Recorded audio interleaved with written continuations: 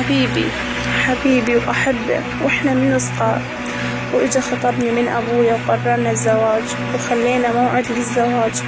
ورا فترة إجا زميلي وياي بالجامعة وخطبني من أبوي، وأبوي وافق بدون علمي ورؤياي وخلى موعد للزواج بنفس الموعد نمطال حبيبي. شلون لو فرقوني عنك، شلون لو فرقوني عنك، شلون لو أرحل بعيد وبعد ما أشوفك يا حاتم، وبعد ما أشوفك يا حاتم وانطر دروب البريد، وأنا لو ينطوني دنيا، والله لو ينطوني دنيا وغير شوفك ما أريد، وغير حبك ما أريد. السلام عليكم شباب وبنات من قناة مهدي الفهداوي. اليوم ويانا قصة صارت ويا شاب عراقي. شاب عراقي حباله بنية من جيله من أيام الابتدائية، وكان بيناتهم الحب طفولي ما يعرف غير الابتسامة. مرت الأيام ودارت، كبروا الاثنين على الحب من طرفين، وكل معاني الإحساس كانت تدور بيناتهم.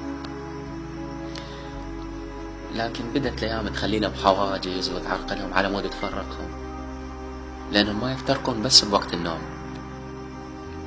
فبدت فكرة الزواج تدور ببالهم والارتباط الدائم تاخذ كل وقتهم بالنقاش، ورسموا وخططوا لكل لحظة جايتهم.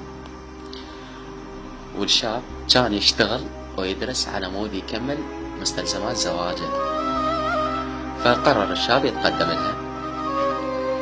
راح الشاب لبيت البنت، فتلقى والدها، دار الكلام بيناتهم، فتح ويا موضوع الخطوبة. وافق الأب من بعد ما أخذ رأي بنته، بس خلى عليها شرط بأنه هي تكمل دراستها. البنت كانت تدرس بالجامعة، فدار الحوار بيناتهم وحددوا موعد للزواج. وقبل لا تنتهي فترة الموعد اللي حددوا للزواج، تقدم زميل البنت اللي وياها بالجامعة، والصدمة بأنه أبو البنت وافق بدون ما ياخذ رأي البنت ولا ياخذ رأي أمها. فحدد وقت زواج زميلها من حبها الأول بنفس اليوم. وظلوا الشباب اثنينهم يحلمون باليوم اللي راح يصيرون بجو سقف واحد، وشلون راح ينجمعون. قبل الزفاف بعدة أيام صار علم عند الأم، عند أم البنية، بأنه أبوها وافق على شاب ثاني وانطاه موعد. فقالت له شلون تسوي هيك، ودار بيناتهم كلام. قالها أنا أعرف مصلحة بنتي وين، وراح تصير ويا هذا الشاب لأنه أخلاق وفلوس وجمال. ورا 10 أيام، يعني بقى 20 يوم على الزفاف، دخلت الأم على بنتها، قالت لها بالشي اللي اتفقوا عليه بأن اكو شاب تقدم لها وأبوها وافق وكذا. فانصدمت البنية وراحت خابر حبيبها باللي اتفقوا عليه. فقالت له اكو شاب ثاني هيك وهيك اجا تقدم لي وطلب يدي من ابويا، وابويا وافق، وطلبت منه بانه يشردون سوا بمكان يعني معين على مود يكملون حياتهم. لكن حبيبها رفض هذا الشيء، وقالها انا اريد الطريق الصحيح، ما اريد امشي بطريق غلط.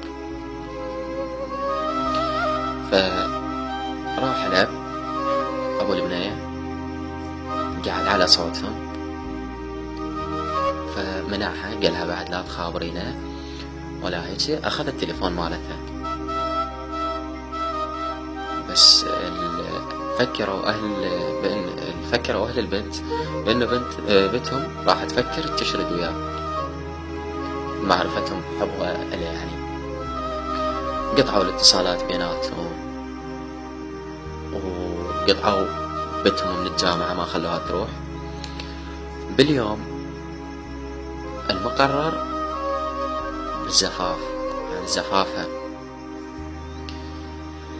قامت دموع البنية تهل، دموع البنية الرافضة المغصوبة. حبها الأول درب وقت زفافها ودرب المكان عن طريق صديقاتها، فقرر بأنه بيوم زفافها يروح لها للمكان اللي يتحرس فيه. فلما راح هناك دخل عليها، سلم على أبوها، لكن أخوان البنت من شافوه استقبلوه بإطلاقات نارية عليه، يعني بين قوسين رموه.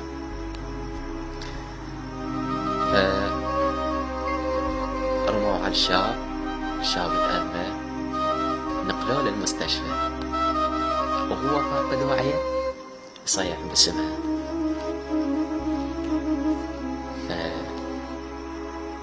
دارت الأيام، تشافى الولد من الإطلاقات النارية اللي ضربوها عليه. يعني كل المستلزمات تجهزها إلها من ذهب، من ملابس، من كل شيء، احتفظ بيها. قال لهم هاي راح تبقى ذكرى منها إلي، بس خليه يعلم أبو البنية. فطرح عليه بيت أبو ذيه وقال له وقت جنت انذكر وانخاف وانهاب بجفاهم والعذيب حذاي. وقت جنت انذكر وانخاف وانهاب بجفاهم والعذيب حذاي، وانهاب اسويها واروح بليل وانهب هذيك المعرضة وينطوها لي. ورد عليه بابا ذي ثانية وقال له خذوك بليل مني هالهلولك دمع وتراب على الخد، هالهلولك بزفتك يوم أهلك، هالهلولك هالتراب والقبر هلو علي. طبعا حبايب قلبي لهنا وصلنا لنهاية القصة، وإن شاء الله تعجبكم. وشكرا للأخ مهدي الفهداوي، أخوكم مصطفى الربيع، تحياتي.